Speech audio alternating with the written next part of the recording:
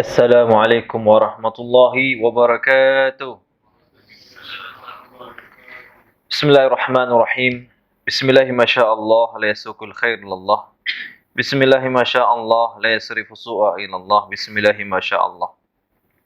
Ma kana bikum min ni'matin fa min Allah. Bismillahi masyaallah la haula wa la quwwata illa billahil aliyyil azim. Allahumma salli wa sallim ala sayyidina Muhammadin al-Fatihi lima ughliq wal khatimi lima sabaq.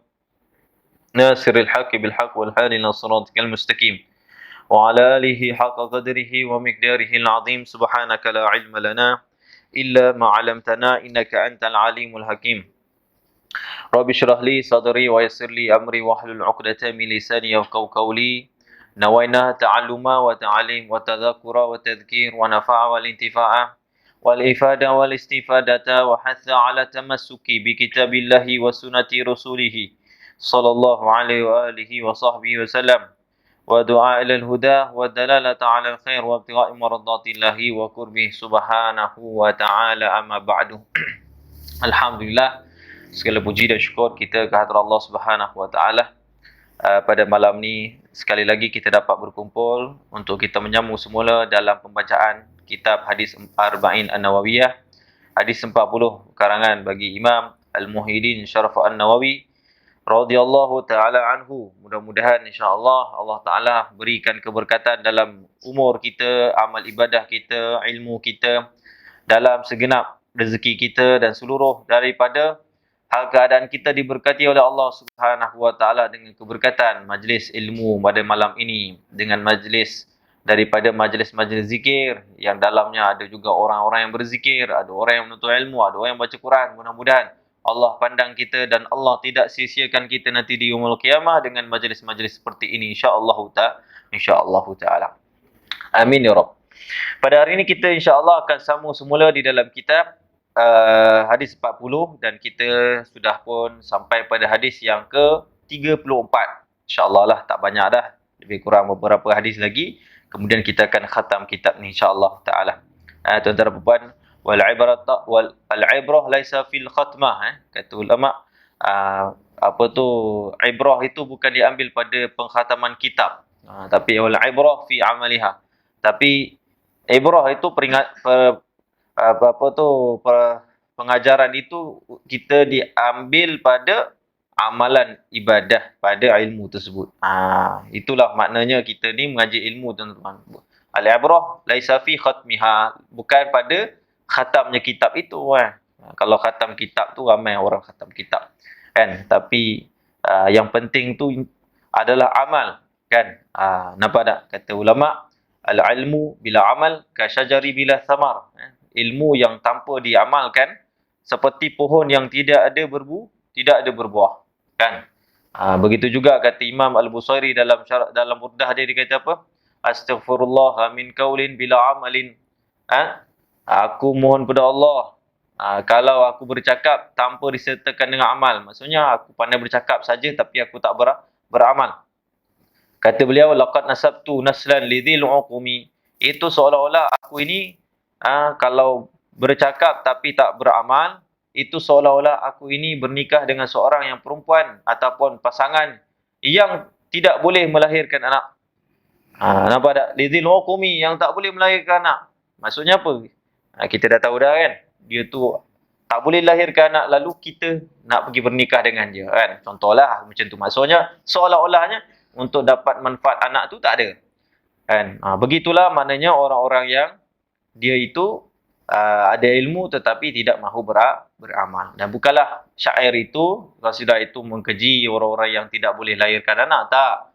Seolahnya macam thamrah, hasil daripada perkahwinan itu yang kita mahukan adalah antaranya anak kan, untuk apa tu, menyambung keturunan.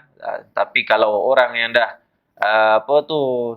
sudah mengetahui hal sedemikian itu akan berlaku, lalu dia pun bernikah juga, itu seperti orang-orang yang ada ilmu tetapi tidak mahu mengamalkan ilmunya. Jadi mudah-mudahan insya-Allah kita menuntut ilmu ni, tuan-tuan dan puan, walaupun kita mengaji kitab ni lama kan, tuan-tuan dan puan, rasanya 3 tahun Berapa tahun? 3 tahun. 3 tahun kitab ni tuan-tuan dan puan masih belum habis lagi lah. Itu termasuk PKP lah. Oleh hal. Jadi insya-Allah taala kita akan sambung pada hadis yang ke-34. Kita baca daripada mula, ya, kita belum habis lagi daripada mensyarahkan hadis ini daripada Abi Sa'id Al-Khudri radhiyallahu taala anhu. Kita dah sebut tentang kelebihan sahabat ini, kita dah sebutkan pada hadis-hadis yang sebelum. Qala telah berkata Abi Sa'id Al-Khudri radhiyallahu taala anhu. Sami'tu Rasulullah sallallahu alaihi wasallam, aku telah mendengar Rasulullah sallallahu alaihi wasallam bersabda, yaqul man ra'a minkum munkaran falyughayyir bi yadihi fa illam yastati' fa bi lisanihi fa illam yastati' fa bi qalbihi wa dhalika adhaful imani rawahu Muslim. Nabi SAW bersabda, barang siapa yang di kalangan kalian melihat satu kemungkaran, maka hendaklah dia menukar dengan mengubah dengan tangannya. Sekiranya dia tidak mampu, maka hendaklah dia mengubah dengan lisannya. Okey, sampai situ kita berhenti tuan-tuan dan puan-puan.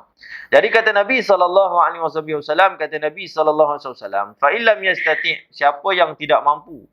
Ya, ni kita dah sebut sebelum ni, mengubah dengan tangan kita maksudnya secara sama ada secara zahir kita ni, hakiki tangan kita ni, ataupun secara maknawi, secara kiasan, secara kiasan, iaitu seperti mempunyai kekuasaan.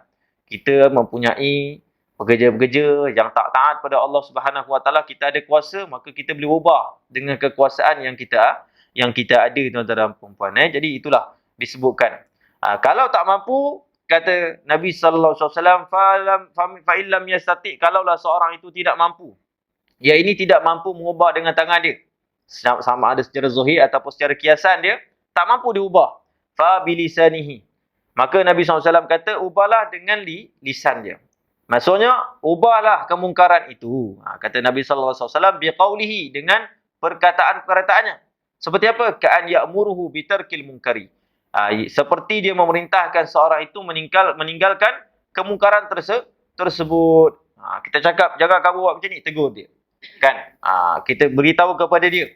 Untuk dia berhenti daripada amalan jahat tersebut. Kan? Benda yang mungkar tersebut. Maka kata ulama, ini tuan-tuan dan puan-puan termasuk daripada fardu al-kifayah. Yang pertama tadi fardu kifayah. Yang kedua juga fardu kifayah. Yang pertama iaitu ubah dengan kekuasaan yang kita ada. Kenapa saya panggil fardu kifayah? Sebab kalaulah ada orang-orang yang telah melakukan amar ma'ruf dan mencegah nahi mungkar, maka kita tidaklah wajib untuk mencegah kemungkaran tersebut. Nampak tak? Tetapi kalaulah tak ada seorang pun yang mencegah kemungkaran tersebut, maka wajib untuk kita mencegahnya. Dan kita dah beri syarat dah. Sebelum ni mencegah kemungkaran itu tidak boleh untuk kita terjasus.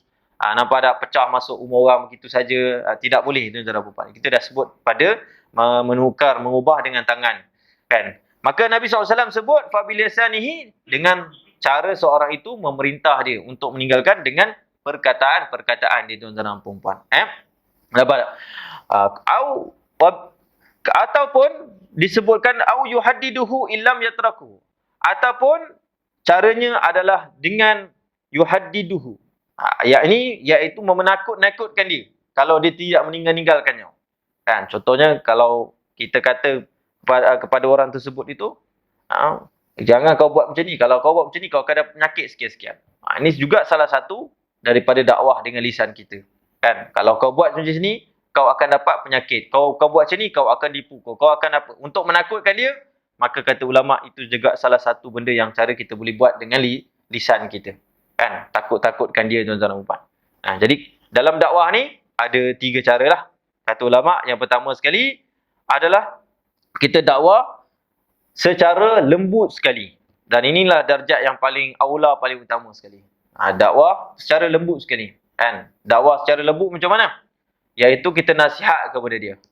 Nasihat pada dia, kita targhib dia, kita bagikan ganjaran-ganjaran. Kamu tahu tak, kalau kamu lakukan solat, kamu dapat sekian-sekian macam ni. Allah janji akan macam ni. Kalau di dalam syurga, kamu akan dapat macam ni. Di dunia, kamu akan dapat macam ni. Kalau kamu mengeluarkan zakat, kamu akan dapat pahala macam ni. Apa yang Allah Ta'ala akan mudahkan urusan kamu. Maka dia cakap, berdakwah secara lembut. Ini tuan-tuan. Dakwah secara lembut ni kepada siapa? Dakwah kepada lembut ni kepada seluruh orang-orang Muslim yang sudah hampir dengan Islam. Maksudnya dalam pihak Islam, orang-orang ahli masjid. Orang ahli masjid tak sesuai untuk kita dakwah kepada dia, takut-takutkan dia. Kita tak sesuai, kita paksa dia, kita marah dia. Tak sesuai tuan-tuan dan puan. Jadi orang ahli masjid, orang yang dah dekat dengan Allah Subhanahu Wa Taala, cara dia itu adalah dengan cara kelembutan. Sebagaimana firman Allah Taala tersebut, Allah Subhanahu Wa Taala mengatakan wal mau'izatil hasanah. Kan Allah kata Allah Subhanahu Wa Taala, dan serulah kepada mereka. Dan wahai Nabi Muhammad sallallahu alaihi wasallam, serulah kepada mereka mau'izatil hasanah, dengan nasihat yang terbaik. Kan? Nasihat yang terbaik ni tuan-tuan dan puan, kata Syekh Muhammad Maliki, iaitu orang-orang yang qaribu fil Islam, orang-orang yang sudah hampir dengan Islam. Kan? Jadi kalau orang-orang yang sudah hampir dengan Islam, seperti penuntut ilmu, seperti orang-orang yang mengaji, ahli-ahli ilmu, tegur dia macam mana? Tegur dia dengan lembut lah. Kan? Jadi tegur dia dengan berhikmah. Wal mau'izati hasanah. Kan? Apa tu Allah Taala sebut dalam Quran? Apa tu ayat tu? Saya pun lupa. Kan? Sebelum tu ada lagi. Allah Taala sebut bil hikmati wal mau'izatil hasanah wajadilhum billati hiya ahsan. Kan? Kata Allah Subhanahu Wa Taala yang pertama sekali dengan hikmah. Jadi hikmah ni siapa? Hikmah ni kepada orang-orang yang sudah dekat dengan agama. Sudah dekat dengan agama, yang dah dekat dengan masjid, maka dengan hikmah. Jadi mereka perlukan dakwah dengan secara bijaksana. Bukan dakwah mereka dengan kekerasan, kan? Yang kedua, Allah Taala kata wal mau'izatil hasanah, kan? Dan mau'izatil hasanah kepada siapa? Iaitu kepada orang-orang yang mana dia ini agak sedikit jauh sikit daripada Islam. Siapa? Golongan-golongan ahli maksiat. Jadi golongan-golongan ahli maksiat ni kita jangan terus hukum dia, kamu masuk neraka dah. Kamu ni nanti akan kena balak lah, macam mana kamu ni orang celaka lah dan sebagainya. Bukan itu cara dia, tuan-tuan dan puan. Jadi Allah Taala sebut cara dakwah yang kedua ni wal mau'izatil hasanah, kata Syekh Muhammad Maliki, iaitu golongan-golongan yang mereka bermaksiat kepada Allah Subhanahu Wa Taala, nasihat secara baik, kan? Kemudian yang ketiga kata Allah wajadilhum billati hiya ahsan. Kan? Wajadilhum billati ahsan, dan berdebatlah kepada mereka dengan cara yang terbaik. Maka kata Syed Muhammad Ali Maliki, dia kata, dan berdebat ni maksudnya kepada siapa? Dakwahnya debat dengan kepada golongan-golongan yang kufur pada Allah Subhanahu Wa Taala. Jadi mereka golongan-golongan etis, mereka golongan-golongan yang anti hadis, anti Quran, kan? Orang-orang yang anti Islam dan sebagainya. Macam mana kita debat dengan mereka? Kita debat dengan mereka, kata Allah, bil hasanah wajadilhum billati hiya ahsan. Dan debatilah mereka dengan cara yang paling terbaik. Sebab itu kalau orang faham konteks dakwah yang sebenar, maka dia tidak terkeluar daripada landasan dakwah tersebut. Maksudnya dia tidak melampaui batas yang Allah Taala dah tetapkan. Pentingnya kita ni nak berdakwah dengan ilmu juga, kan? Tapi kalau kita keluar dakwah saja, tuan-tuan dan puan, tapi kita tak ada ilmu, maka itu kadang-kadang kita tengok orang semakin jauh dengan Islam, semakin benci pula orang dalam masjid. Sebab apa? Kadang-kadang perangai kita, kan? Kita tengok orang tak datang masjid, kita dakwah dia kepada dia, kemudian kita cakap pula kepada dia, kamu ni dah pun umur tua tapi kamu tak datang masjid, memang mati su'ul khotimah. Ada orang berdakwah macam ni. Maka orang makin jauh dengan Islam itu, tuan-tuan dan puan, kan? Jadi Allah ajar kepada kita ada 3 cara untuk kita berdakwah, tuan-tuan dan puan. Jadi di antaranya menakut-nakutkan. Jadi menakut-nakutkan ni juga kepada siapa? Kepada golongan-golongan yang kalau dia tidak terima nasihat, maka kita boleh menakut-nakutkan mereka itu pada sesuatu daripada ancaman-ancaman Allah Subhanahu Wa Taala, tuan-tuan dan puan. Jadi itulah disebutkan, maksudnya kita menakut-nakutkan mereka itu dengan cara apabila mereka itu tidak mahu mendengar kata, kan? Nampak itu dikatakan, tuan-tuan dan puan. Kemudian au yatawa'adu bi ihdari a'wani sultan, disebut dalam syarak, ataupun kita janjikan kepada dia kalau dia tidak meninggalkan kemungkaran tersebut itu, kita mendatangkan bantuan-bantuan daripada kerajaan. Maksudnya kalau kamu tak tinggalkan kemungkaran, saya akan report ke JAIM, saya akan report ke pejabat-jabatan agama Islam. Kalau kita dakwah dia permulaan, dia tak nak tinggalkan benda ni. Nampak tak? Dia masih lagi, contohnya minum arak. Kita nampak dia memang minum arak, tuan-tuan dan puan. Kan macam mana nak buat? Nasihat dia daripada dulu. Kalau dia tak nak tinggalkan, barulah kita gunakan bantuan daripada kerajaan yang pihak berkuasa tuan-tuan dan puan yang sekarang ni tuan-tuan dan puan memanglah ada akta-akta dan sebagainya, maka boleh menangkap orang-orang seperti ini dan boleh saman kepada mereka tuan-tuan dan puan. Jadi itu cara untuk kita buat kepada mereka tuan-tuan dan puan. Tetapi disebutkan ma'al layyin, disebut dalam syarah berserta dengan kelembutan di dalam dakwah itu. Nampak tak? Berserta dengan kelembutan, bukan dengan kekerasan yang ekstrim tuan-tuan dan puan. Kan salah seorang ulama mufassir, nama syekhnya Syekh Muhammad Mutawalli Asy'arawi. Kan dia bertemu dengan seorang pendakwah lah, orang muda tuan-tuan dan puan. Lalu dia kata kepada pendakwah tersebut, dia kata, apa pendapat kau sekiranya kalaulah ada orang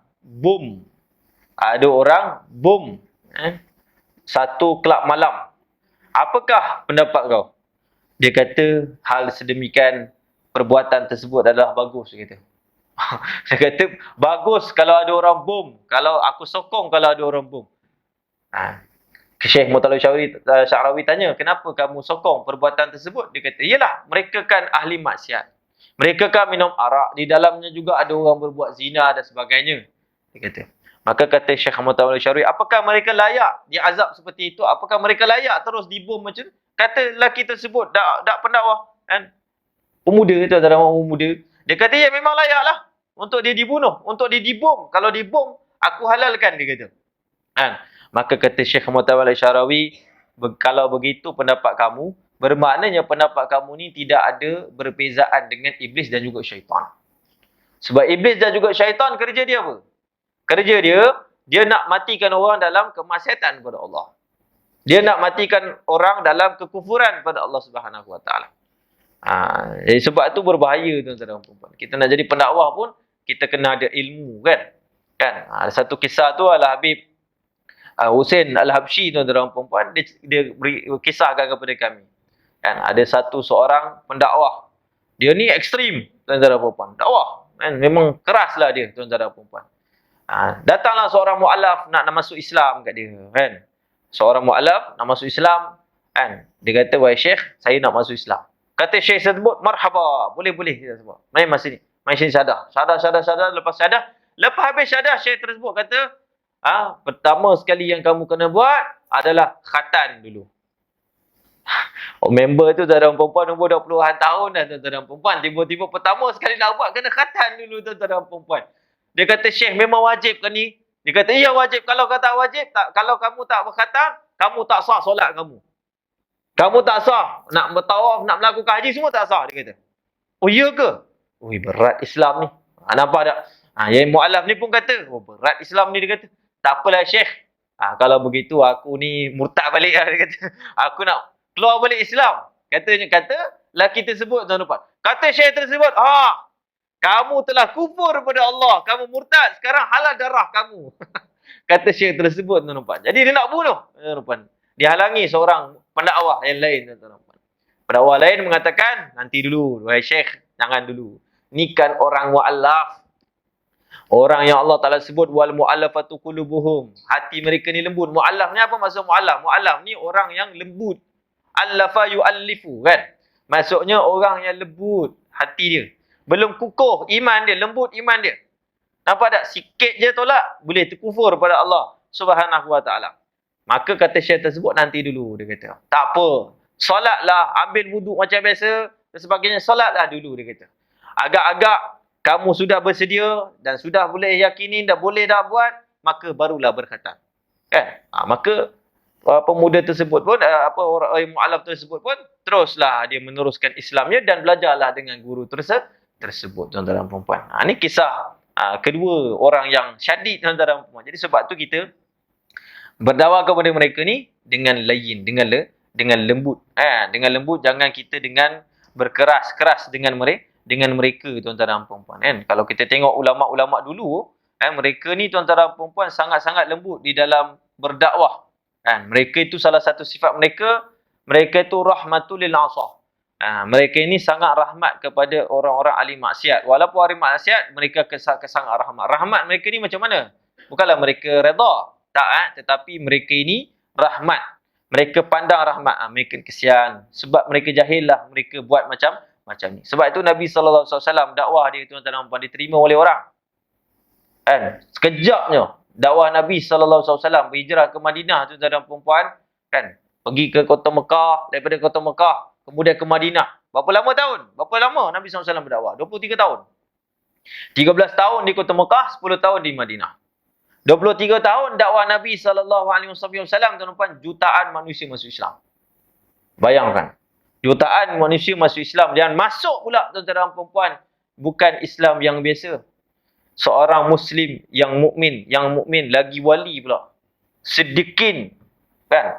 Ada di kalangan mereka syuhada, ada di kalangan mereka salihin. Saleh, tuan-tuan dan puan. Kenapa? Sebab dakwah Nabi SAW. Sebab tu Nabi SAW, walaupun dicaci, walaupun dia buat macam-macam, Nabi SAW balik daripada Taif, datang 2 malaikat daripada malaikat gunung, malaikat bukit yang berada di antara Madinah dan juga Taif tersebut. Daripada Mekah dan juga Taif tersebut. Nabi SAW diberitahu oleh 2 malaikat ni, wahai Rasulullah, nak tak aku angkat kedua daripada bukit ni, kemudian aku cantumkan, aku hancurkan terus penduduk Taif ni. Apa dia buat? Sebab dia baling batu. Sebab dia mencaci Nabi SAW. Dia baling dengan najis kepada Nabi SAW. Sampai luka tumit Nabi SAW. Dicaci. Tuan-tuan dan puan-puan. Kan? Sebab itu, apa kata Nabi SAW? Kata Nabi, la. Jangan. Kata Nabi SAW. Allahumma ghafir li ummati, ya Allah. Ampunkanlah umat aku ni. Fa'innahum la ya'lamun. Kerana umat aku ni, penduduk-penduduk Taif ni, umat aku ni, mereka belum mengetahui. Mereka ni jahil. Mereka ni tak tahu, ya Allah, ampunkan mereka, ya Allah. Kan?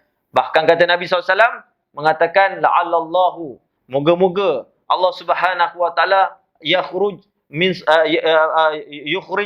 min aslabihim may yu'minu billahi wa lam yusyrik billahi abada.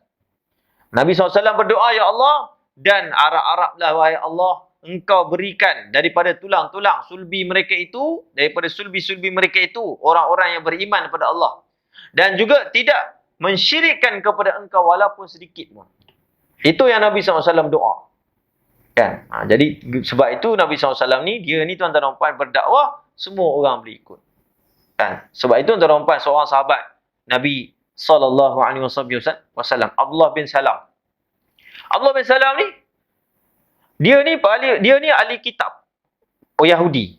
Dan dia ni ketua orang Yahudi dan ulama ketua orang Yahudi pada kaum kabilah, salah satu kabilah Yahudi yang ada di Madinah, tuan-tuan. Tetapi ketua segala Yahudi itu, itulah namanya Abdullah bin Ubay. Abdullah bin Ubay itu ketua munafik, tuan-tuan dan puan. Kan? Jadi ini ketua munafik. Tapi ada juga ketua satu kabilah. Tuan-tuan, ketua satu kabilah Yahudi. Dia ni, tuan-tuan dan puan, kali pertama tengok Nabi SAW. Sebabkan dia ni memang alim dalam ilmu-ilmu ahli kitab, dalam kitab Taurat, kitab-kitab Nabi terdahulu. Maka tuan-tuan dan puan, dia tahu cara ataupun ciri-ciri seorang Nabi yang sebenar. Jadi bila kali pertama dia tengok Nabi SAW, tuan-tuan dan puan, dia jatuh hati dah. Sebab apa? Nabi SAW datang, Nabi SAW layan sama rata. Baik Yahudi, Nabi SAW layan macam tu. Baik yang Muslim, Nabi SAW layan macam tu. Baik yang belum masuk Islam lagi, mereka musyrikin, Nabi SAW layan macam tu. Nabi SAW kata, bila masuk Madinah, kata Nabi SAW, ifshus salam, sampaikan salam. Kata Nabi SAW. Wasalul arham, dan sambungkan silaturahim. Kata Nabi SAW. Sebab tu orang datang kepada Nabi SAW. Nabi SAW punya dakwah ni, tuan-tuan dan puan, menyebabkan orang-orang itu cair seumpama lilin, kata ulama. Tengok saja Nabi SAW sebutan cara dia, tuan-tuan dan puan, santuni daripada masyarakat kaum Madinah ni, sampai mereka ni cair seumpama lilin di hadapan Nabi SAW, tuan-tuan. Kata Abdullah bin Salam, dia kata, kali pertama aku melihat Nabi SAW, maka aku melihat kebenaran ada pada wajah ini. Seolah-olah wajah ini tidak ada pernah sedikit pun kedustaan pada wajahnya. Itu kata Abdullah bin Salam, tuan-tuan dan puan. Kan? Kisah dia, sebenarnya ada beberapa lah tuan-tuan dan puan-puan. Dia bertanya kepada Nabi SAW juga. Dia nak masuk Islam, tuan-tuan dan puan-puan. Dia boleh nak tanya Nabi SAW, betul tak Nabi SAW ni adalah Nabi yang sebenarnya? Kan? Maka soalan pertama dia, yang saya ingat tu, dia sebut, wahai Muhammad, dia kata, aku nak bertanya kau satu soalan. Yang pertama, apakah makanan pertama bagi orang-orang ahli syurga? Kan? Maka Nabi SAW sebut makanan pertama orang ahli syurga ni adalah hut, ikan. Kata Nabi SAW, ikan. Kata Abdullah bin Salam, dia kata, ya benar. Dia kata, itulah disebutkan di dalam dalam kitab kami. Kan? Kemudian ditanya lagi. Wahai Muhammad, dia kata, aku nak tanya kamu soalan. Kalaulah seorang lelaki dan perempuan, dia dapat anak. Dan bagaimanakah kalau anak tersebut itu menyerupai kepada bapa ataupun mak? Apakah caranya? Maka kata Nabi SAW, sekiranya kalaulah, mohon maaf saya cakap, kata Nabi SAW, sekiranya kalaulah air lelaki itu mendalui daripada perempuan, maka anaknya itu akan menyerupai bapanya, kata Nabi SAW. Sekiranya kalau air perempuan itu mendalui daripada lelaki, kata Nabi SAW, maka anak tersebut akan menyerupai ibunya, kata Nabi SAW. Terus dia takjub tengok soalan tersebut, dan itulah soalan yang pernah disebut oleh Nabi-Nabi terdahulu, tuan-tuan dan puan-puan, dan pernah disebut dalam kitab-kitab terdahulu. Kemudian dia terus masuk Islam. Maka bila dia masuk Islam, Nabi SAW berkata kepada Abdullah bin Salam, mengatakan, boleh tak kalau kamu ini pergi ke kaum kamu dan berdakwah? Apa kata dia? Dia kata, ya Rasulullah, takkan aku nak pergi berdakwah ya Rasulullah, sebab kaum aku ni bukan tak tahu ya Rasulullah. Orang Yahudi ni memang degil.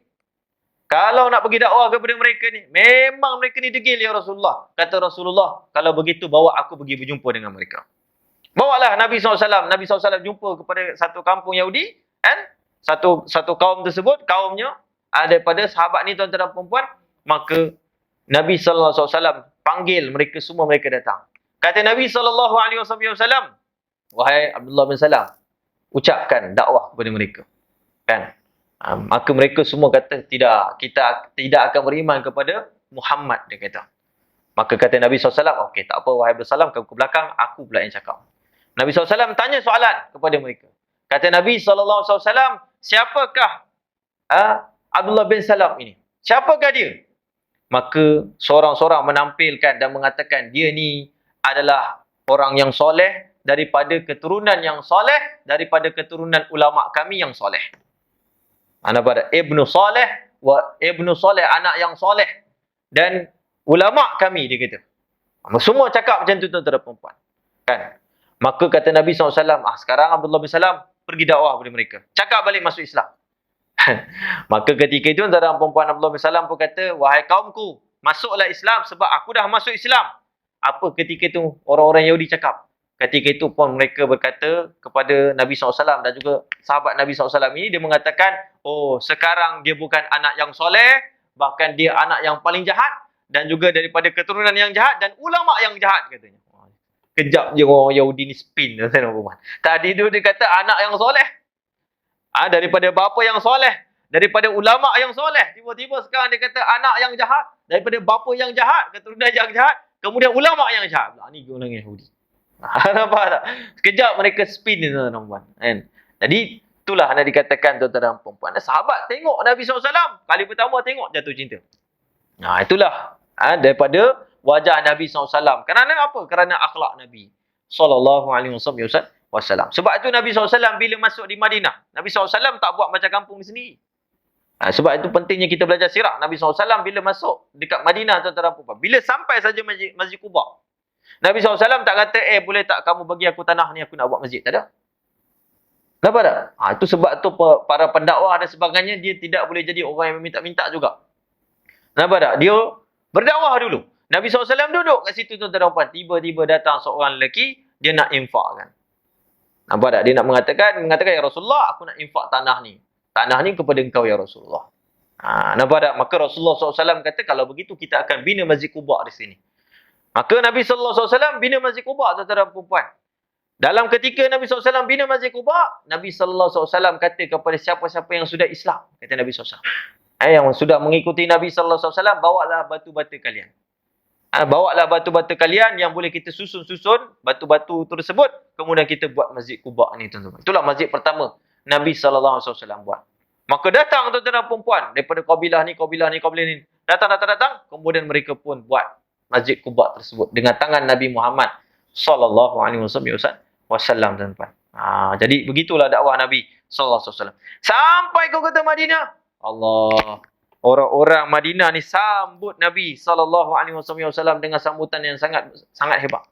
Maka ketika itulah orang-orang mendendangkan tala'al badru alaina, kan, min saniyatil wada wajaba syukru alaina mada'a lillahi da'. Mereka berpusu-pusu datang menunggu kehadiran Nabi Muhammad SAW. Sebab apa? Sebab sahabat-sahabat Nabi SAW dah pernah berdakwah dekat situ dan ada ya sahabat-sahabat yang dah duduk dekat situ. Nabi SAW hantar beberapa orang sahabat Nabi SAW, di antaranya Sayyidina Muhammad, lupa saya. Seorang sahabat Nabi SAW yang dihantar dahulu masuk ke kota Madinah dan mereka dah cerita dah akhlak Nabi SAW macam mana. Jadi mereka ni nak tengok betul ke tak Nabi SAW ni betul ke? Jadi mereka ni curious, nak tahu sangat macam mana akhlak Nabi SAW. Maka bila kali pertama Nabi SAW sampai ke kota Madinah, Nabi senyum. Semuanya Nabi senyum. Semuanya Nabi salam.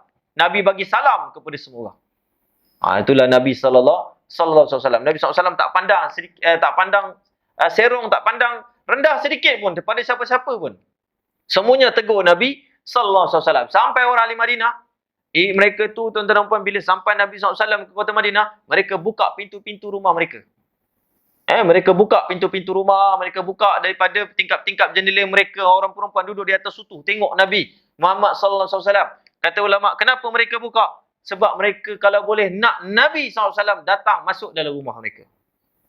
Mereka tunggu tuan-tuan dan puan. Mereka nak sangat Nabi SAW masuk dalam rumah mereka. Sebab tu, kalau dia buka pintu-pintu tersebut tuan-tuan, masing-masing pelawa nak masuk, nak masukkan Nabi SAW dalam rumah mereka, nak ambil keberkatan Nabi Muhammad SAW.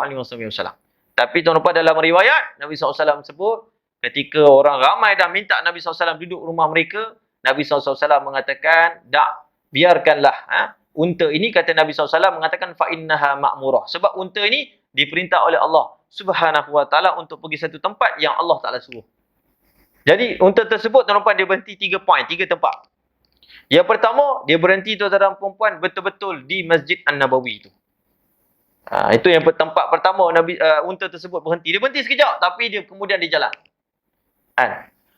Ini disyaratkan, kata ulama, disitulah unta tersebut berhenti, disitulah bermaknanya akan adanya Masjid Nabi SAW di kota Madinah. Dipanggil Masjid Nabawi. Kemudian unta tersebut jalan sedikit tepi dia. Itulah tempatnya rumah Aisyah radhiyallahu taala anha. Dan itulah menandakan itulah tempat ataupun rumahnya Nabi Muhammad sallallahu alaihi wasallam. Kemudian yang ketiga tuan-tuan, bila berjalan jauh sedikit, sampailah kepada rumah seorang sahabat Nabi SAW, Abu Ayyub Al-Ansari. Ketika itulah berhentinya unta tersebut dan kata Nabi SAW, di sinilah rumah aku yang aku akan duduk. Maka di situlah tempat permulaan dakwah Nabi sallallahu alaihi wasallam. Orang datang masuk Islam, orang datang masuk Islam. Sebab tengok akhlak Nabi Muhammad sallallahu alaihi wasallam, tuan-tuan dan puan. Bayangkan, itulah yang patut kita contohilah tuan-tuan dan puan. Dalam kita nak berdakwah, dalam kita nak menyuruh kebaikan kepada orang-orang, tuan-tuan dan puan, walaupun orang itu melakukan kejahatan, tetapi kita dakwahlah mereka itu dengan baik, tuan-tuan dan puan, kan? Nampak tak? Itu dikatakan. Sebab itu tuan-tuan, dakwah dengan hal ni penting. Kan? Dakwah dengan hal ni, kata Imam Ghazali, lisanul hal afsah min lisanil maqal. Kan? Dakwah dengan keadaan kita lebih fasih daripada kita bercakap-cakap. Sebab tak semua orang kadang-kadang kalau kita bernasihat pada mereka dengan lisan kita, dia akan bercakap. Pentingnya dakwah ni dengan akhlak. Maksudnya dengan akhlak, dengan suluk kita. Dengan akhlak kita. Sebab tak semua orang dia akan boleh terima nasihat kita. Kalau kita cakap, mungkin barangkali dia dengar saja tapi dia tak amal. Tapi kalau dia tengok kita buat, nampak tak? Dia tengok keadaan kita tu, kita baca Quran, kita solat, kita zikir, kita selawat ke atas Nabi, kita bersedekah, maka orang kalau tengok akhlak kita tuan-tuan dan puan-puan, dia teringin nak buat macam tu. Sebab itu dia dikatakan da'wat lisanul hal afsah min lisan maqal. Lisan dakwah dengan hal itu lebih fasih daripada dakwah dengan perkataan semata-mata.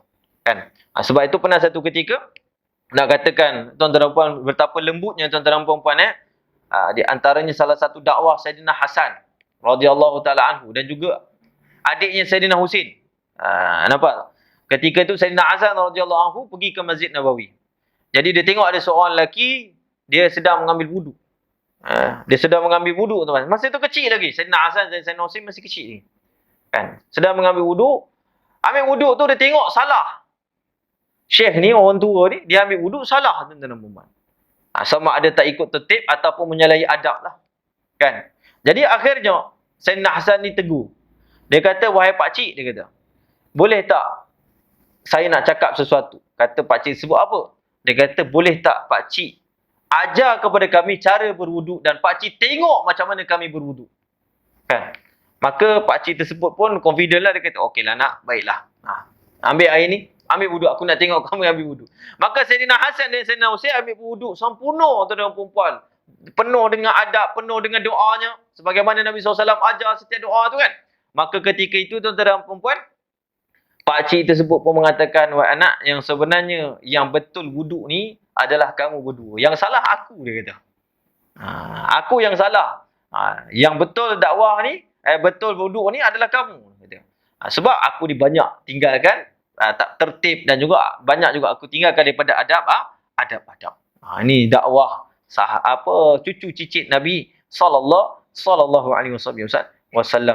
Jadi kata Syekh disebut dalam syarah ni ma'al layyin, berserta dengan lembut. Jadi dakwah kepada mereka itu dengan lembut tuan-tuan dan puan, bukan dengan kekerasan tuan-tuan dan puan. Dan kelembutan ni banyak sekali para ulama mereka berdakwah dengan secara lembut sekali. Kan? Sebab itu tuan-tuan dan puan, Al-Habib Ahmad bin Toha, tuan-tuan Al-Haddad, seorang ulama daripada kota Hadramaut, tuan-tuan dan puan, beliau ni subhanallah seorang ulama yang sudah mengislamkan 300,000 orang di Afrika. Termasuklah beberapa kawasan-kawasan di Somalia dan sebagainya. 300,000, bukan 3 orang. Tuan-tuan dan puan, 300,000 dia pernah masukkan Islam. Macam mana dakwah dia tuan-tuan dan puan? Dakwah dia pergi sana, tuan-tuan dan puan, dia bawa duit sikit, kemudian dia buka satu kedai. Dia buka satu kedai, tuan-tuan dan puan, kedai tersebut, setiap kali kalau orang beli barang dia akan bagi ekstra.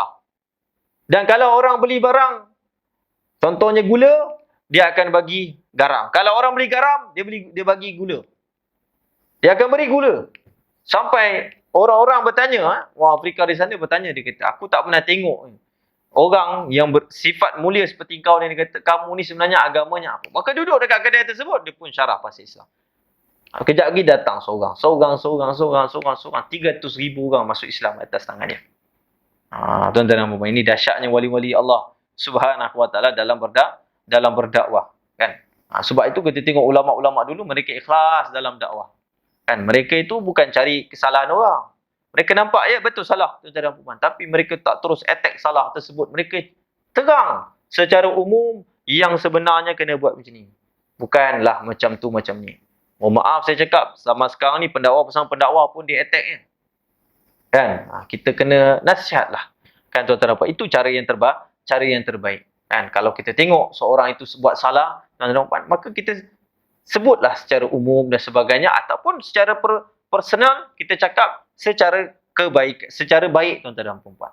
Bukan untuk kita nak dakwah kepada mereka sampai mereka ini terasa, sampai akhirnya mereka ni berputus asa daripada rahmat Allah Subhanahu wa taala tuan-tuan dan puan. Kan? Jadi sebab itu tuan-tuan dan puan, dakwahlah dengan secara lembut ni ikut cara para ulama. Kita tengok di Melaka macam mana dikatakan sultan yang pertama tu Sultan Muzaffar nama dia. Ditukarkan asalnya Parameswara. Ada juga kata Parameswara tak Islam, ada khilaf di situ. Tapi ada juga pendapat kata Parameswara Islam dan namanya Muzaffar. Tuan-tuan dan puan, Muzaffar tu sultan Islam yang pertama tuan-tuan dan puan. Jadi bila dia tuan-tuan dan puan, macam mana dia terima Islam? Agak-agak macam mana? ada seorang ulama nama dia Syekh Abdul Aziz Al-Makhdumi. Dialah orang yang pertama Syekh ulama yang datang kat sini untuk berdakwah. Nampak tak? Dialah ulama yang datang berdakwah dekat sini tuan-tuan. Kali pertama dia datang tuan-tuan dan puan-puan, apa dia buat? Dia dakwah kepada seluruh orang-orang yang mana dekat-dekat, dekat pelabuhan dan sebagainya. Sampailah khabar tentang Syekh Abdul Aziz Al-Makhdumi ni akhlak yang sangat mulia. Ada juga kata Syekh Abdul Aziz ni sebelum dia pergi dakwah sini, dia dah pergi berdakwah ke Kedah Tua. Dia pergi sana. Nampak tak? Dia pergilah, dia masuk dekat Thailand sekejap, lepas tu dia pergi ke Indonesia, kemudian dia masuk sampai ke sini tuan-tuan dan puan-puan. Sampailah dengar Sultan yang pertama ni tuan-tuan dan puan-puan, dia tengok akhlak orang Islam ni baik dan sebagainya, maka dibawa ke istana. Maka diceritakanlah tentang tauhid, diceritakan tentang ni, akhirnya dia pun masuk Islam.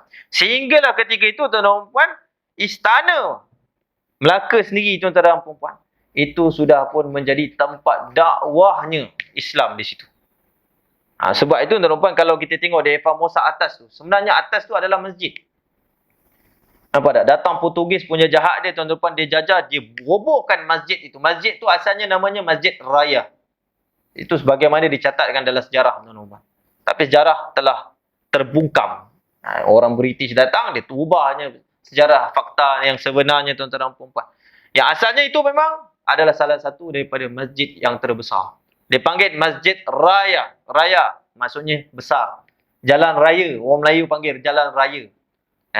Maka dipanggil Masjid Raya tuan-tuan dan puan. Itu zaman Syekh Abdul Aziz Al-Makhdumi tuan-tuan dan puan. Nampak tak? Ini dakwah-dakwah mereka ni sampai kepada daripada daripada moyang-moyang kita terdahulu. Jadi tuan-tuan dan puan, setelah tu datang lagi seorang ulama lagi, datang lagi ulama. Nama dia Syekh Abu Bakar. Ini juga cicit kepada Syekh Abdul Aziz Al-Makhdumi. Syekh Abu Bakar ni seorang alim, seorang sufi, seorang ahli tarikat Al-Qadariyah. Daripada tarikat Syekh Abdul Qadir Jalani tuan-tuan dan puan. Syekh Abdul Aziz Al-Makhdumi ni juga tuan-tuan dan puan, seorang sayyid, seorang keturunan Nabi sallallahu alaihi wasallam Al-Hasani. Dia datang dia cucunya datang, Syekh Abu Bakar. Datang sini tuan-tuan dan puan, maka dia dakwah di sini. Dialah orang yang pertama yang datang di Melaka ni, namakan salah satu tempat, kalau tempat pengajian, madrasah. Sebab tu kalau kita tengok di Limungan, kita tengok di Kelebang, kat mana-mana ke, ada satu tempat, kadang-kadang dia tak namakan surau, tetapi dinamakan madrasah. Maka itu terkekal tuan-tuan dan puan tu daripada Syekh Abu Bakar. Seorang ulama, tuan-tuan dan puan.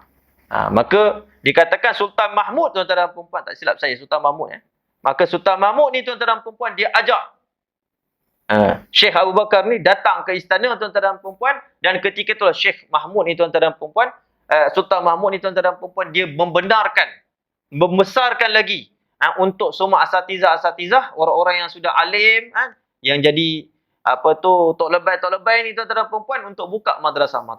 Kemudian banyaklah sampai Masjid Tanah ada madrasah, kat Limbungan ada madrasah, kat situ ada madrasah. Sebab itu tuan-tuan dan puan, subhanallah, itu daripada berkat Syekh Abu Bakar tuan-tuan dan puan. Maka inilah ulama-ulama kita. Mereka berdakwah tuan-tuan dan puan dengan keadaan mereka berdakwah mereka dengan cara yang terbaik, sehingga subhanallah ramainya orang masuk Islam tuan-tuan dan puan. Jadi penting tuan-tuan dan puan, kita ni berdakwah, jangan kita tinggalkan dakwah tuan-tuan dan puan. Kerana terlalu banyak dalam hadis Nabi sallallahu alaihi wasallam suruh kita melakukan dakwah. Dalam satu hadis Nabi SAW bersabda, la ta'muruna bil ma'ruf wa la tanhauna 'anil munkar aw la yusallitanna Allahu 'alaikum syirarakum fa yad'u khiyarukum fala yustajabu lahum. Kata Nabi sallallahu alaihi wasallam, hendaklah kamu menyeru kepada ma'ruf, kebaikan, dan hendaklah kamu berhentikan kemungkaran, kata Nabi SAW. Atau tidak, kata Nabi SAW, kalau kamu tak buat dua-dua ni, kata Nabi sallallahu alaihi wasallam, nescaya Allah Subhanahu wa taala itu akan kalahkan kalian dengan orang-orang yang jahat di kalangan kalian. Maksudnya Allah hantarkan pemimpin-pemimpin zalim. Allah hantarkan daripada orang-orang yang jahat merosakkan negara kita ni. Itu sebabnya apabila banyaknya kemungkaran berlaku, tuan-tuan dan puan, kita tengok macam-macam lah. Ramainya manusia-manusia yang semakin jahat, tuan-tuan dan puan. Jadi Allah hantar bala. Kenapa ada pemimpin zalim? Sebab banyaknya orang buat maksiat dan ulama-ulama dia tak nak tegur. Maka disebut dalam Nabi sallallahu alaihi wasallam, Allah hantar orang jahat untuk menguasai mereka, menyeksa mereka sebagaimana orang-orang Bani Israel. Bani Israel, kenapa mereka Allah hantarkan Firaun banyak sekali. Firaun bukan satu, banyak. Zaman Nabi Musa ada Firaun. Kan? Begitu juga zaman Nabi Allah Daud ada. Dan begitu juga zaman Nabi Ibrahim alaihissalam ada Firaun. Tuan-tuan dan puan-puan. Tetapi di antara yang masyhur tu itulah dua saja, Nabi Ibrahim alaihissalam iaitu Firaun, dan begitu juga Firaun zaman Nabi Musa alaihissalam. Kan? Jadi Firaun zaman Nabi Musa alaihissalam nama sebenarnya Ramses. Ramses ni bukan bangsa Arab dan juga bukan bangsa Yahudi, tetapi dia adalah bangsa Kiptiyah. Kiptiyah ni bangsa asli Mesir. Kipti, dipanggil Kiptiyah, tuan-tuan dan puan-puan. Kenapa Firaun ni, tuan-tuan dan puan-puan, dia ini dihantar oleh Allah Subhanahu Wa Taala kepada golongan-golongan Bani Israel? Sebab apa? Disebut dalam surah Al-Baqarah. Allah Subhanahu Wa Taala hantarkan Firaun ni, tuan-tuan dan puan-puan, untuk menguji mereka. Atas dasar apa? Atas dasar dahulu mereka ini banyak membunuh nabi-nabi terdahulu. Atas dasar banyak mereka ni kufur dengan kitab-kitab nabi mereka. Mereka melampau sangat sehingga Allah Subhanahu Wa Taala hantar pemimpin-pemimpin zalim. Ulama-ulama mereka pun jahat. Maka Allah Taala hantar pemimpin zalim, di antaranya Firaun, untuk menyeksa mereka ni, tuan-tuan dan puan-puan. Sebab itu, tuan-tuan dan puan-puan, bahayanya apabila kita membiarkan kemungkaran tu berlaku, berluasa, tuan-tuan dan puan-puan, tak ada orang nak tegur. Tunggulah Allah hantar pemimpin-pemimpin zalim yang akan hancurkan kita, tuan-tuan dan puan-puan, yang akan susahkan hidup kita. Maka kata Nabi SAW, faidu khiyarakum. Kata Nabi SAW, sekiranya kalaulah orang-orang yang baik di kalangan kamu, hatta tok wali sekalipun, ketika itu kalau berdoa kepada Allah Subhanahu Wa Taala, fala yustajabu lahum, Allah tak mau terima sedikit pun. Allah tak kabulkan sikit. Sebab itu macam-macam yang berlaku di Syria. Ada tak wali-wali Allah doa? Ada wali-wali Allah doa. Ulama-ulama doa, ya Allah angkat bala, ya Allah jangan berperang. Jangan kamu buatkan mereka ni berperang. Tapi apa pula jadi? Doa tersebut tak dikabul lagi. Tak ada kekabulan lagi daripada Allah Subhanahu Wa Taala. Habis. Allah berikan juga bertahun-tahun hancur negeri mereka. Mereka berperang, tuan-tuan. Bahayanya apabila tidak ada orang yang mencegah kemungkaran, tuan-tuan dan puan. Dalam satu riwayat Nabi SAW sebut, ya Yohanes, muru bil ma'ruf, wahai manusia. Kata Nabi SAW, perintahkanlah melakukan kebaikan. Amar ma'ruflah, kata Nabi SAW. Wanhauna 'anil munkar, dan cegahlah kemungkaran, kata Nabi SAW, qabla an tad'u Allah fala yustajiba lakum. Kata Nabi SAW, sebelum kamu berdoa pada Allah nanti, Allah tidak akan mustajabkan doa-doa kamu. Apa nak? Wa qabla an tastaghfirullah fala yughfir lakum. Dan sebelum kamu minta ampun kepada Allah nanti, Allah tidak akan ampunkan kamu.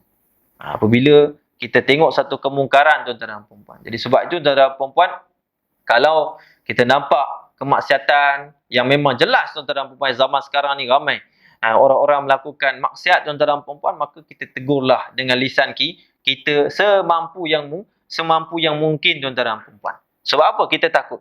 Kalau tak ada siapa yang tegur, ulama pun tak nak tegur, tuan-tuan dan puan-puan.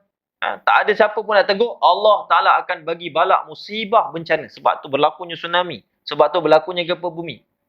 Macam-macam azab, macam-macam bala yang Allah Ta'ala bagikan. Sebab apa? Sebab bila kemungkaran terlalu banyak, tidak ada orang lagi nak pergi keluar dakwah. Tak ada orang lagi yang mana mereka itu nak menyeru kepada kebaikan dan juga mencegah kemungkaran. Dalam hadis Nabi SAW mengatakan, ma min qaumin ya'malu fihim bil ma'asi.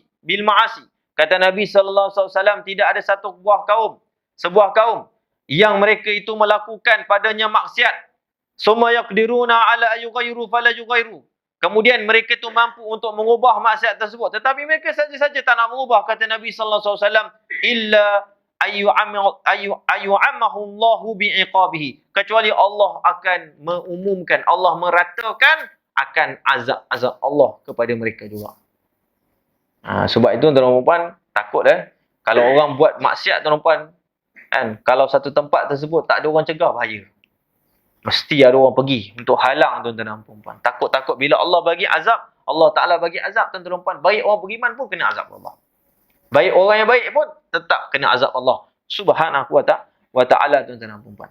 Sebab tu Allah Ta'ala sebut dalam Quran, wattaqu fitnatan la tusibanna alladhina zalamu minkum khassah. Wa'lamu anna Allah syadidul iqab. Kata Allah Subhanahu wa ta'ala, dan hendaklah kamu takut. Hendaklah kamu takut fitnah yang dilakukan orang-orang zalimi di kalangan kamu, orang yang zalim di kalangan kamu. Maksudnya fitnah ni maksiat yang mereka lakukan, kejahatan yang mereka lakukan, fitnah yang mereka lakukan. Kata Allah, takutilah, maksudnya cegahlah. Maksudnya kamu jangan berkomplot dengan mereka. Sebab apa? Allah bila turunkan, kata Allah, bila Allah Ta'ala turunkan kemurkaan Allah, itu pasti kena baik orang baik, baik orang jahat. Itulah salah satu ancaman yang Allah Ta'ala sebut, tuan-tuan, kalau tak ada orang nak mencegah kemungkaran. Jadi mencegahnya yang kedua, kata Nabi SAW, fa bilisani. Kemudian yang ketiga, kata Nabi SAW, fa illam yastati'. Kalau tak mampu, kata Nabi SAW, fa biqalbihi, maka hendaklah dia mengubah dengan hatinya. Macam mana berubah dengan hatinya? Kata ulama, kalau sekiranya dia takut, nampak tak? Untuk dia mengubah seorang itu dengan lisan dia. Ataupun dia takut sebab nanti daripada harta-hartanya terus dimusnahkan, dihancurkan. Contohnya, kalau kita tegur, dia ni akan rompak kita pula. Dia ni akan sihir kita pula. Macam mana kita nak buat ni? Macam mana nak buat? Maka Nabi SAW bagi jalan juga. Kata Nabi SAW, fa illam yastati' fa biqalbihi, maka hendaklah dia itu mencegahnya dengan hati dia.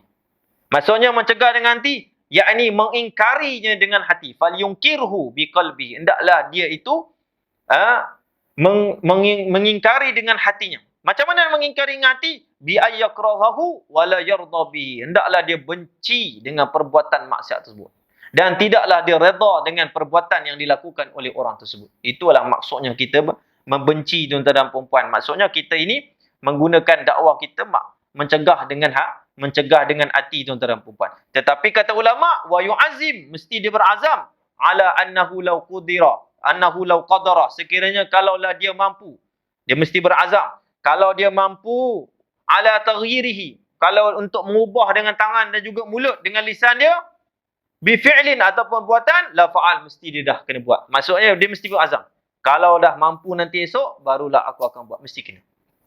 Nampak tak? Itu kata para ulama, tuan-tuan, adab dia. Apabila kita mencegah dengan hati kita ni, tapi mesti ada azam. Kalau kita mampu satu hari nanti, kalau aku ada kuasa, aku ada kekuatan, aku nak ubah dengan tangan aku nak ubah dengan lisan aku, tuan-tuan dan puan-puan. Maka kata ulama, tuan-tuan dan puan-puan, wa hadza fardu ain ala kulli insan li qudrati kulli ahadin alaihi. Maka bagi membenci ataupun amar ma'ruf, mencegah dengan kemungkaran, mencegah kemungkaran dengan hati ini, kata Nabi SAW, itu fardu ain, bukan fardu kifayah. Yang pertama tadi fardu kifayah, mencegah dengan tangan, kan fardu kifayah. Kalau seorang dah buat, habis semua. Itu maksudnya fardu kifayah. Begitu juga mencegah dengan lisan. Kata ulama, fardu kifayah. Kalau seorang dah tegur, dah semua tak payah nak tegur. Apa dah? Sudah mencukupi, tuan-tuan dan puan-puan.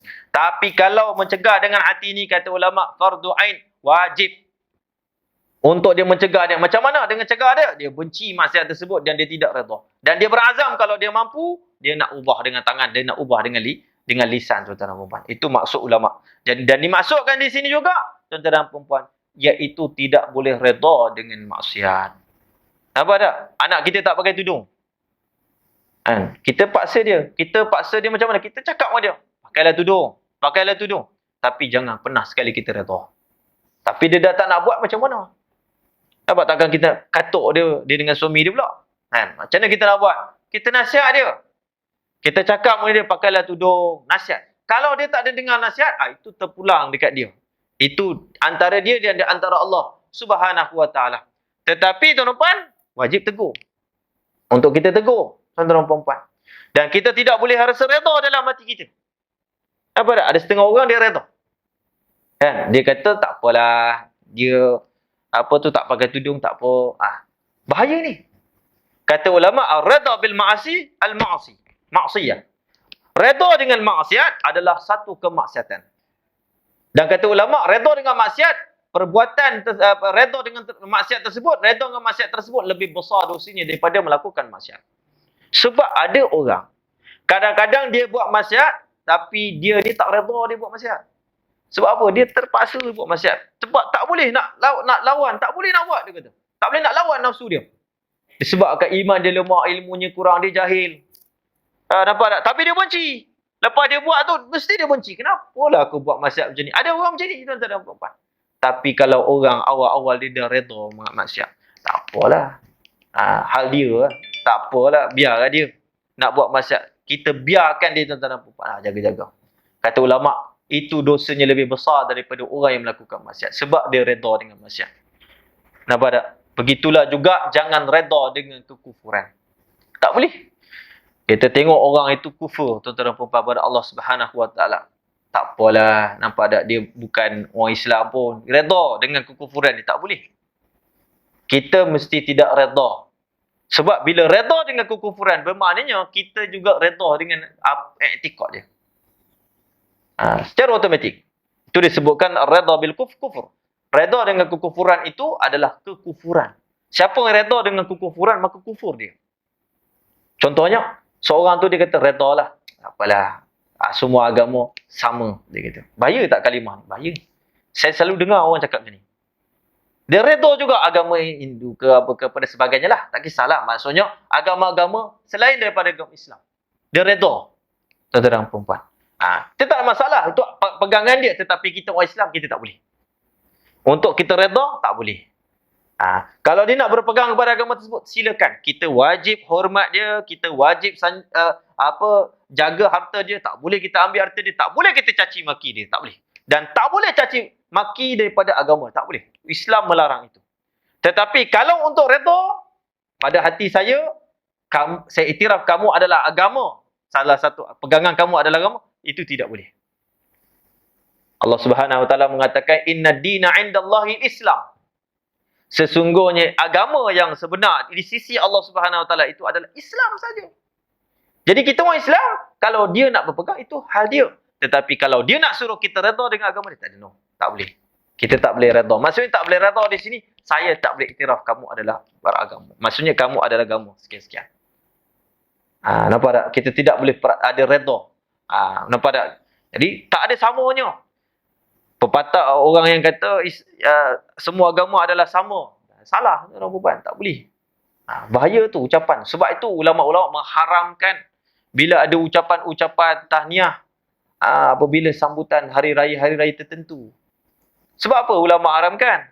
Sebab bila kita sambut, apabila kita sambut, bila kita cakap dan sebagainya, kita pun mengucapkan, tuan-tuan dan puan-puan, itu seolah-olah seperti kita redha juga. Dan tidaklah mereka sambut kecuali ada peristiwa-peristiwa tertentu yang khususnya yang ada menyakiti umat Islam jugalah maknanya. Ada setengah daripada agama, tak semua agama. Jadi sebab tu kita tak boleh ucap.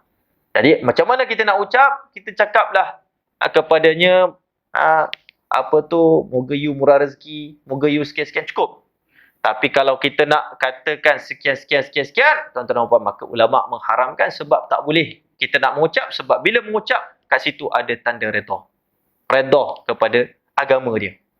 Nampak tak? Kalau dia nak pegang, silakan. You nak pegang you punya agama, silakan pegang. Tapi kalau you nak suruh I redha, iktiraf kepada agama dalam hati saya, no.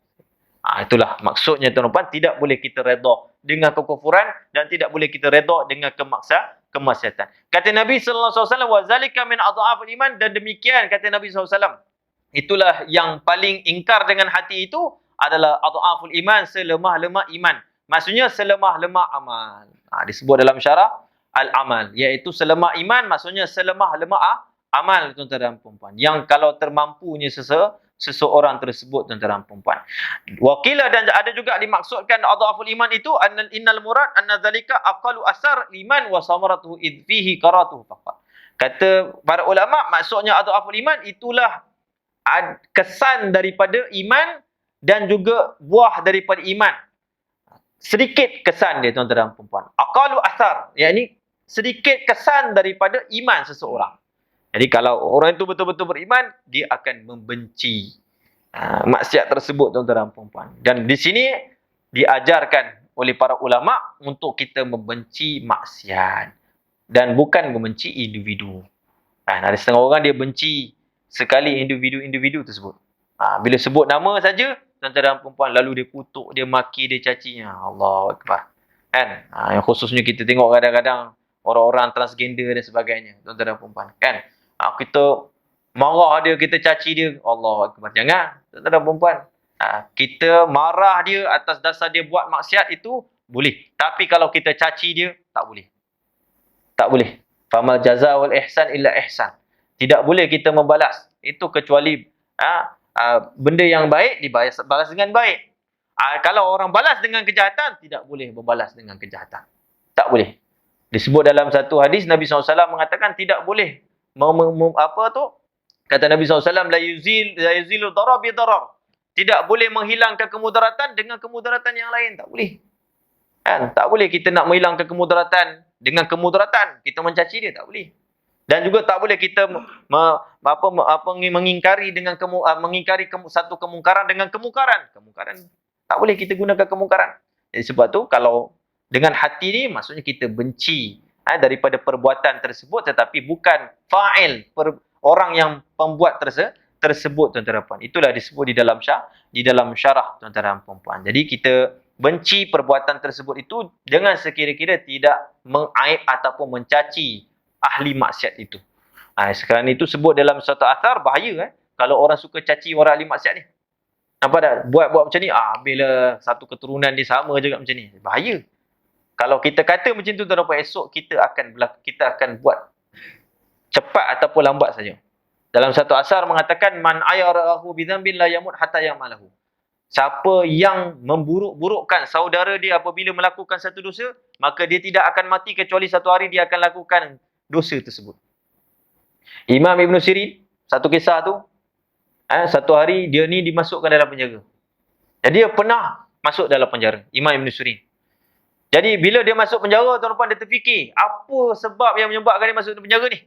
Kan? Sampailah dia duduk fikir-fikir, rupanya dia teringat 40 tahun dulu. 40 tahun dulu, dia pernah jumpa seorang lelaki yang muflis. Dia ni ditangkap, muflis, tak boleh bayar hutang, tangkap. Imam Ibn Sirin juga, dia ditangkap, masuk dalam penjara disebabkan dia tak mampu nak bayar hutang. Maka dia masuk dalam penjara, tuan-tuan dan puan. Jadi, dia pun berkata, aku baru tahu kenapa aku hari ini masuk penjara. Oleh kerana 40 tahun dulu, aku pernah jumpa seorang lelaki yang sudah muflis. Aku mengatakan kepada, ya muflis, wahai orang muflis. Maka pada hari ini aku menjadi muflis. Kata Imam Ibn Sirin. Maka dia masuk dalam penjara, tuan-tuan dan puan. Itu kata Imam Ibn Sirin. Jadi berhati-hatilah kalau kita nampak, tuan-tuan dan puan. Dan kata ulama, di antaranya Syekh Muhammad Anwar Al-Bantani, bila kita berdakwah seorang, hendaklah kita dakwah itu kita menujukan juga kepada diri kita. Kan? Kita ingat di dakwah, kita ingatlah diri kita juga. Kita pun dakwah tu bukan hanya semata-mata orang tersebut, tapi kita dakwah untuk diri kita. Saya bercakap ni untuk saya bercakap diri saya, bukan hanya pada tuan-tuan juga. Begitulah maksudnya bila seorang itu berdakwah. Wallahu a'lam. Jadi mudah-mudahan insya-Allah taala tuan-tuan dan puan kita ni jadi orang-orang pendakwah. Dan kalau orang itu tidak mahu berdakwah, berbahaya. Kerana begitu banyak sekali daripada hadis-hadis tuan-tuan dan perempuan mereka yang tidak berdakwah, disebut dari Sayyidina Anas bin Malik, Sayyidina Abu Umamah, tuan-tuan dan perempuan, orang-orang yang tidak mahu berdakwah ni, nanti di yaumul qiyamah Allah bangkitkan mereka itu dalam keadaan buta dan juga dalam keadaan pekak. Yuhsyaru nas min hadhil ummah ala suratil yuhsyaru man sama'a ahadan yaf'alu munkar. Barang siapa yang mendengar seseorang melakukan daripada kemungkaran, kemudian dia tidak mencegahnya. Kata Anas bin Malik, ja'al yaumul qiyamah, nanti datang pada hari kiamat dalam keadaan dia itu buta dan juga pekak. Itu disebut tuan-tuan dan perempuan daripada Sayyidina Anas bin Malik. Dan begitu juga orang yang tak mahu mencegah kemungkaran, Nabi SAW mengatakan manusia-manusia yang tidak mahu mencegah kemungkaran, nanti di yaumul qiyamah dia dibangkitkan dalam rupanya seperti monyet dan juga rupanya seperti khinzir. Nampak tak? Kenapa? Bi mulasatakim ahlul ma'si. Sebab dia itu berlekat, dia itu bercampur dengan ahli maksiat, dia tak kisah, biarkan. Dia biarkan orang-orang melakukan maksiat. Wa tarakahum nahim, dan mereka meninggalkan akan daripada mencegah kemungkaran tersebut. Wa hum qadirun, sedangkan mereka mampu. Ini disebut tuan-tuan dan puan dari beberapa asar sahabat Nabi sallallahu alaihi wasallam. Mudah-mudahan insya-Allah kita jadi pendakwah insya-Allah.